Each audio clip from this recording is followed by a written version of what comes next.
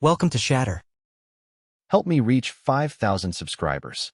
Support the video with a like and leave your thoughts in the comments. She looked me straight in the eye and said it like she was reading from a pamphlet. Touch on schedule. If earned. That's what my wife, Sarah, told me one Thursday night, right after the kids went to bed, like she'd just come back from some self-help seminar. No fight before it. No warning. Just those 5 words dropped into the middle of our quiet kitchen like a dead weight. I asked what that meant, thinking I'd misheard. She repeated it, slower this time, like I was the idiot in the room. If earned. Touch happens on schedule. If earned.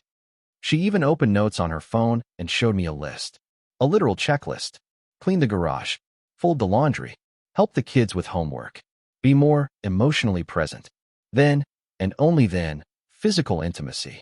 Friday at 9 p.m., pre-approved. I just stood there staring at her. We've been married 11 years.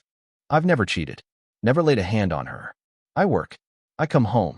I've been through layoffs, health scares, a miscarriage with her, and now I'm standing in my own kitchen being told that I have to earn the right to even touch my wife.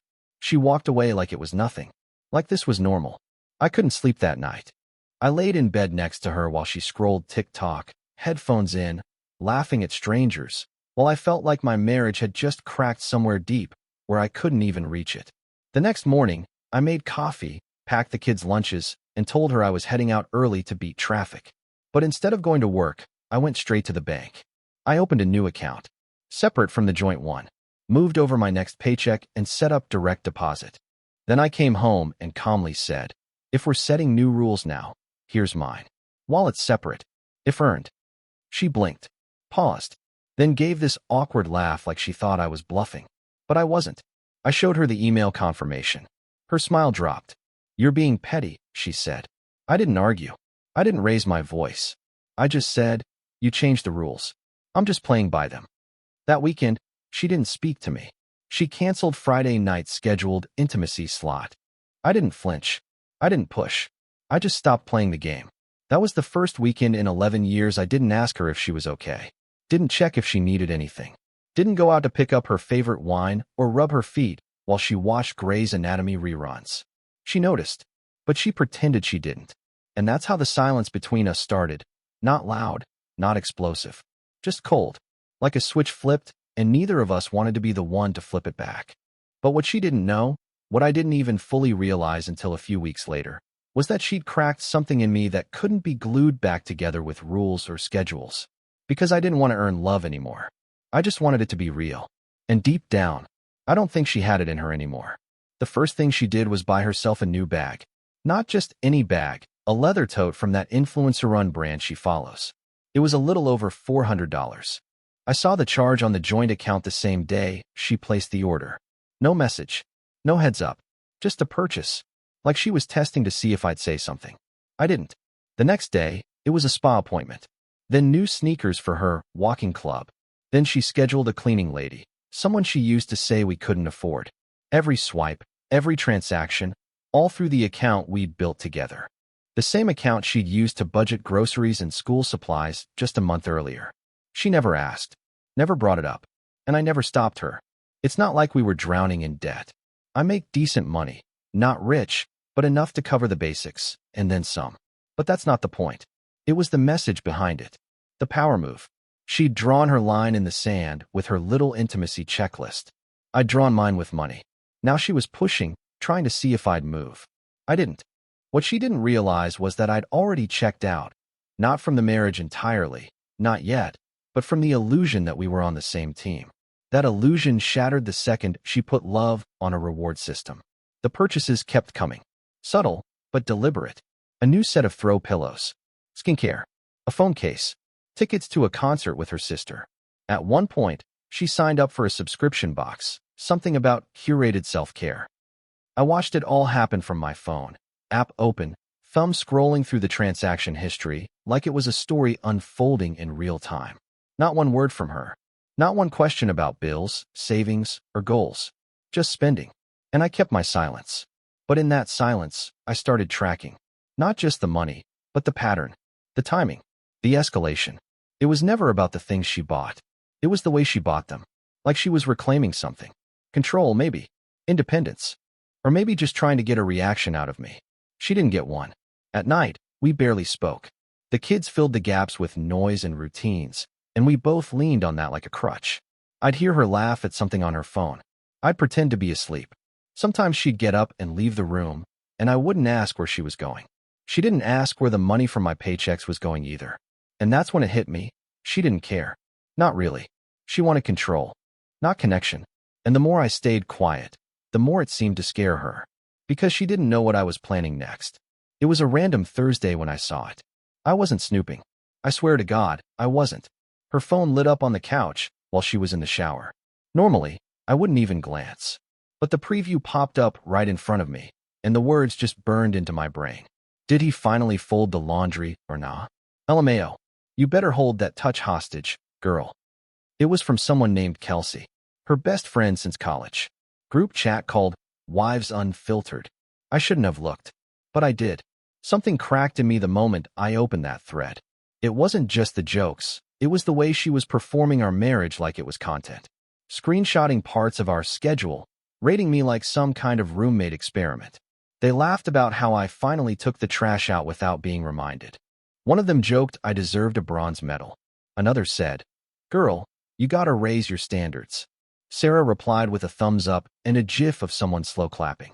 That was my breaking point. Not the rules. Not the spending. Not even the silence. The humiliation. It wasn't just our private life being turned into a game. It was me being stripped down and made into a joke, like I was a dumb husband in some sitcom. I closed the app and set the phone back exactly how I found it. She never knew I saw. That night, I laid next to her again, pretending to be asleep while she texted. I listened to the sound of her nails tapping on the screen, and I swear, every click felt like a little betrayal. The worst part? She looked happy, relaxed, like this was all working out exactly how she wanted. But the difference was, I wasn't angry anymore. I was numb. I started replaying our entire marriage in my head. Not the highs, not the vacations or anniversaries. Just the small, silent ways she'd chipped away at who I was over the years. The little corrections. The eye rolls when I spoke. The way she stopped touching me not just physically, but emotionally. And now, she had rules, schedules, charts, and a whole audience cheering her on. I didn't say anything. Not that night. Not the next day. Not even when she told me she'd be going out with the girls Saturday night and needed me to handle the kids. I just said, sure. But in my head, the story had changed. I wasn't trying to fix things anymore. I was watching, waiting, not for her next move, but for the moment I'd be ready to make mine. Because something inside me was already gone. And once it's gone, it doesn't come back. She said she was going out with the girls. Dinner, then drinks. Probably wouldn't be back till late. I said, okay, without looking up from my laptop. I already had dinner made for the kids, laundry folded, lunches packed for Monday. She didn't notice. She didn't ask. She just grabbed her purse and walked out like I was the sitter. No goodbye, no smile, just silence. Normally, I wouldn't think twice. I'd been conditioned to trust her, to assume she was exactly where she said she'd be. But that night, something felt off. Maybe it was how she dressed. Not over the top, just a little extra. Heels I hadn't seen in a year. New perfume, lipstick. Or maybe it was because I'd read that chat thread and couldn't unsee the way they talked about me like I was disposable. Still, I didn't plan anything. I didn't follow her. I didn't scroll her location or check Find My iPhone. What happened by accident. I'd taken the kids to the movies. Something to keep them busy. On the way home, we stopped for ice cream. There's this little place near downtown, tucked between a boutique wine bar and some new sushi place that wasn't there last year. I pulled into the lot, turned off the engine, and there she was. Not inside the ice cream shop. Not anywhere near the restaurant she said she'd be at. She was across the street, out on the patio at the wine bar. Not with Kelsey. Not with the girls. With a man. I froze. Completely still. Kids still buckling their seatbelts behind me, asking if they could get 2 scoops. I couldn't even answer. She was leaning in, laughing, touching her hair the way she does when she's flirting. He said something, and she put her hand on his arm. Just for a second. But long enough.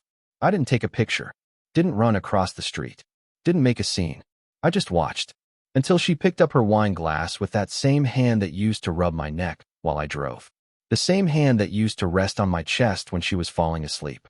And I realized I didn't recognize her anymore. Later that night, she came home just past midnight. I was already in bed. Lights off. Pretending to sleep again. She smelled like wine. Laughed softly at something on her phone. Probably texting the same group chat, telling them how freeing the night was. I laid there, breathing slow and steady, and thought about how much of our life had become a performance. Her act. My silence. A marriage where no one said what mattered. But now I knew something she didn't. She thought I was still in this. She had no idea how far gone I really was. The next morning, she was all smiles.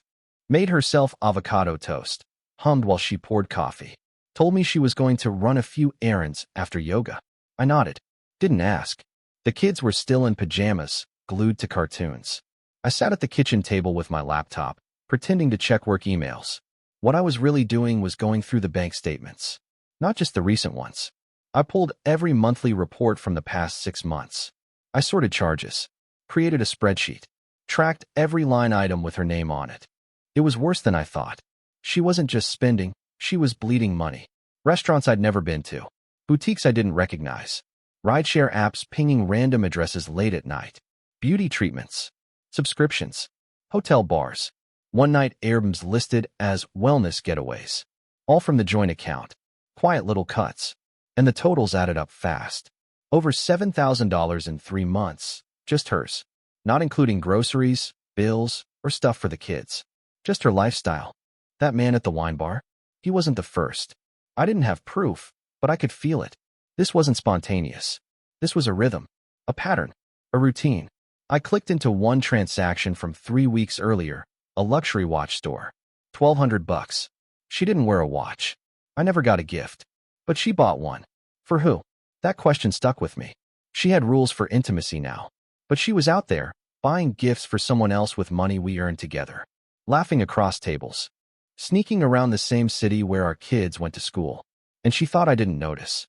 I didn't say anything that day. Not at dinner. Not while helping with homework or tucking in our son, who still needed 3 bedtime stories to fall asleep. Instead, I stayed up after they were all in bed and downloaded everything. Bank records. Statements. Screenshots of texts she sent me about her girl nights. Pictures of receipts. A copy of the schedule she'd made for Earned Touch. I wasn't collecting revenge. I was collecting truth. Because one day soon, I'd need to remember all of it. Not for her. For me. For the version of me that kept swallowing the silence and calling it maturity. She'd turned our marriage into a control game. But she'd miscalculated one thing. I'd stopped playing months ago. Now I was just building the exit. And every purchase she made was funding it. She asked me if I was okay. It came out of nowhere. We were folding towels on a Sunday. Kids were outside playing. The TV was on, some cooking show in the background. She turned to me and said, "You've been quiet lately. Everything all right?" I said, "Yeah." She stared for a second, like she was waiting for more. When I didn't give it, she turned back to the laundry. That was it. No follow-up. No effort to press. Just one question tossed out like she was checking a box. But her eyes lingered. That week, she started doing little things she hadn't done in months. Made dinner. Twice. Sat next to me on the couch instead of scrolling in the bedroom. Even wore perfume one night and tried to make small talk, asking about my day, laughing too hard at nothing. I nodded, smiled when necessary, kept things polite. But I never gave her what she was fishing for, because I didn't feel it anymore. Whatever switch she flipped when she made love conditional, when she joked about me in that group chat, when she lied about who she was with, it stayed flipped. She noticed the distance, but couldn't name it. One night, she mentioned her schedule again, casually, like it was just part of our normal routine. Said she'd cleared Friday evening for us, if I wanted. I told her I had work to finish. She didn't say anything right away, just nodded, stood there for a second like she wanted to ask something, then walked off. That same night, I caught her scrolling old photos on her phone. Our wedding. A vacation in Colorado. The kids when they were little.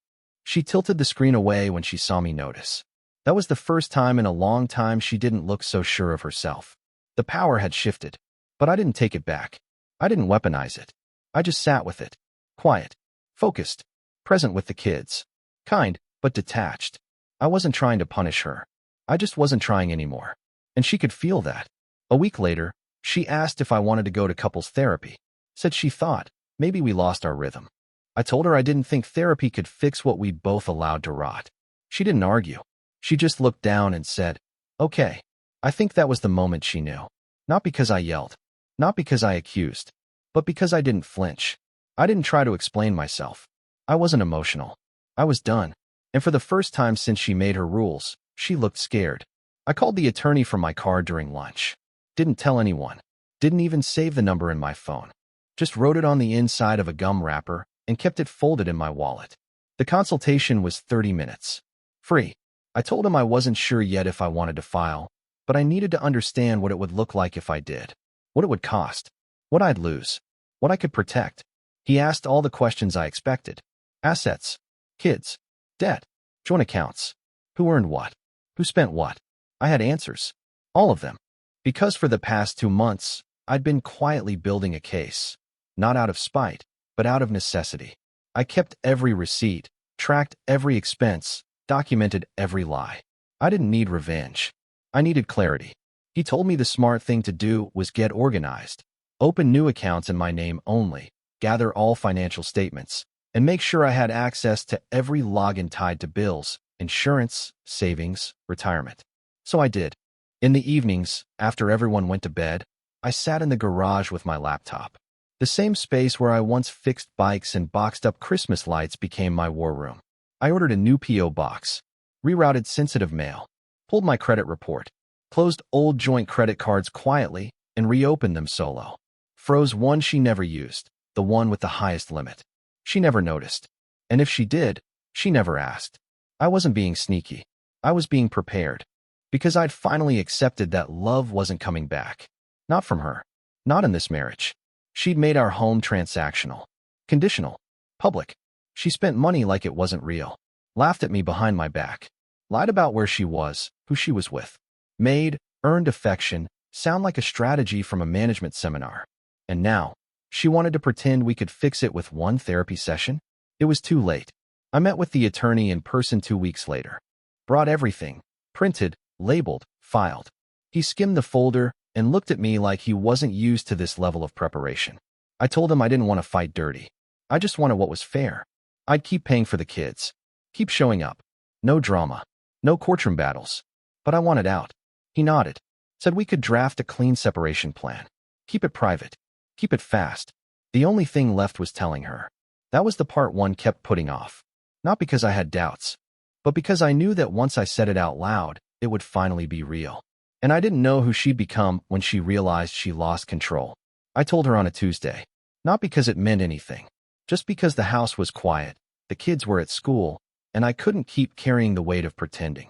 She was in the kitchen, making a smoothie, wearing leggings, hair up, scrolling on her phone between steps.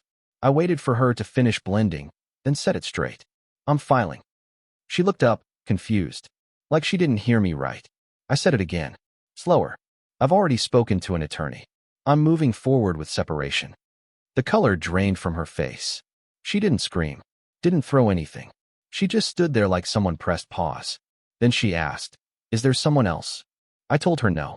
Because there wasn't. There never was. She nodded. Said, "Okay." And walked upstairs without another word. For a second, I thought maybe she didn't care. That she was relieved. But 20 minutes later, she came back down holding a folder, one I hadn't seen before. Bank statements, pay stubs, tax returns. She dropped them on the table and said she wanted to make sure everything was fair. Her voice wasn't calm. It was clipped, like she was already in court. She asked about custody. Said she'd fight for 50-50, then 60-40, then full. I didn't react. She said she'd need alimony.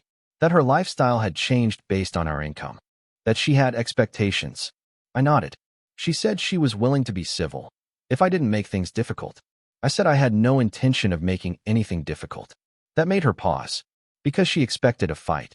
Expected me to lose control, to beg, to plead, to shout. Instead, I just sat there while she ran through her list like she was prepping for negotiation. She brought up the car, the house, the savings, the college funds. At one point she mentioned the schedule. Said something like, "I guess that went out the window, huh?" I didn't answer, because I wasn't there to debate. I was there to end it. That night, she cried, but not with me. I heard her in the bathroom. Quiet sobs behind the locked door. Not because she lost me, but because she lost control of the narrative. She couldn't play victim this time. Couldn't point to a single outburst, a betrayal, a moment where I became the villain. All she had was my silence. And the slow, deliberate way I walked away from the version of us she tried to manufacture. The next morning, she was polite. Made coffee. Packed the kids' lunches. Said she'd need time to process everything. I said, take all the time you need. But inside, I already knew. I wasn't hers to negotiate with anymore. The legal process started quietly. Papers were served. She signed. No tears. No scene. But the shift came fast. Within a week, her emails started changing tone. At first, it was just requests, updates on the custody schedule, questions about logistics. Then came the edits. She didn't like the proposed split. Said the numbers weren't reflective of her contribution. Her lawyer sent a revised draft asking for more. More alimony. More equity in the house. A bigger chunk of my retirement. It wasn't about what she needed. It was about control. Again, she tried to frame it as fairness. Said things like, you know, I put my career on hold for the family. Even though she hadn't worked full-time in years. Even though she spent more time managing her self-care routines than anything else. I didn't argue. I let my attorney handle it. Everything went through the proper channels. No fights. No raised voices. That's when she started switching tactics. She texted me late one night, saying she missed how things used to be. Sent me a photo of the kids from a beach trip 2 summers ago. Said maybe we were just going through a phase. She started making my favorite meals again. Leaving them in the fridge, labeled. Playing old music in the kitchen while pretending to scroll. Then she asked if we could just talk. I said we already had. The next day, I found her crying on the back porch. She said this wasn't what she wanted. That maybe she'd gone too far. That she didn't recognize herself lately. But I could see it in her eyes. It wasn't grief. It was fear. Not fear of losing me. Fear of what life would look like without the structure I gave her. The protection. The money. She wasn't fighting for us. She was fighting for what came with me. There's a difference. It became clear when she said, we can fix this if we try, and then, in the same breath, asked if I could pause the financial filing until she had time to figure things out. I told her no. That night, I got an email from her lawyer. Another version of the proposal. Now she wanted the car too. Said she needed stability. I didn't respond. Because by then, I'd already moved out. Rented a small place across town. Nothing fancy. Just quiet. Clean. Mine. I left the furniture. Let her keep the house. Told her the kids could stay there until things settled. She didn't thank me. She just said, so this is really happening? I didn't answer. She already knew. And this time, she was the one on the outside, looking in. The divorce finalized on a Wednesday. No courtroom. No audience. Just a quiet email from my lawyer with a scanned PDF attached. Subject line, fully executed. I read it once. Closed the file. That was it. No congratulations. No relief. Just a moment of stillness in a life that had been on edge for too long. A week later, I went back to the house to get the rest of my things. We'd agreed on the date. She said she'd be out with the kids, so I'd have space. No drama. No face-to-face. I pulled into the driveway like I had 1,000 times before. Only this time, I had no key. She'd changed the locks. The garage code still worked, though. I stepped inside, and for a second, it felt like stepping into someone else's life. The house looked staged, like she was trying to sell it, even though she wasn't. My things were already packed, boxes labeled in handwriting that wasn't mine. She didn't pack everything, just the obvious stuff. Clothes, tools, chargers, a few books, a couple framed photos of me with the kids, not the ones of me and her. I didn't check the rooms, didn't open drawers, didn't look at the walls. I just grabbed the boxes and carried them out one by one. No one was there. No sound but the occasional creak of the floorboards. No music. No sense. No trace of the life we used to have, just the bones of it. The last thing I picked up was a small box from the hallway closet.